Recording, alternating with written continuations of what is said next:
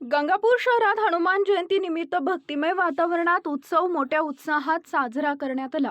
गुरुवारी सकाळपासून संकटमोचन हनुमान मंदिरात भाविकांची मोठी गर्दी पाहायला मिळाली। शहरातील इतर हनुमान मंदिरांमध्ये ही जयंती उत्साहात साजरी करण्यात आली। दर्शनासाठी मंदिरांमध्ये लांबच लांब रांगा लागल्या होत्या।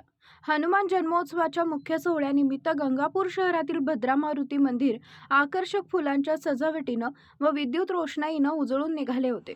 संपूर्ण शहरात भक्तिमय वातावरण असून जय श्रीराम आणि हनुमानाच्या जयघोषानं परिसर दुमदुमला। यंदाच्या हनुमान जयंतीनिमित्त एक अनोखा धार्मिक उपक्रमही राबवण्यात आला। सामूहिक हनुमान चालीसा पठणाद्वारे तब्बल 3,51,000 वेळा हनुमान चालीसा पठण करण्यात आले। हा उपक्रम व्हॉट्सअप ग्रुपच्या माध्यमातून आयोजित करण्यात आला होता।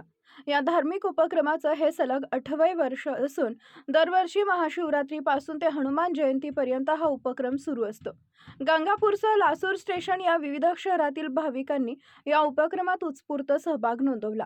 भक्ती, एकता आणि तंत्रज्ञानाचा संगम साधणारा हा सामूहिक हनुमान चालीसा पठण उपक्रम दरवर्षी व्हॉट्सअप ग्रुपच्या माध्यमातून यशस्वीपणे राबवण्यात येत असून भाविकांमध्ये विशेष उत्साह निर्माण करत आहे।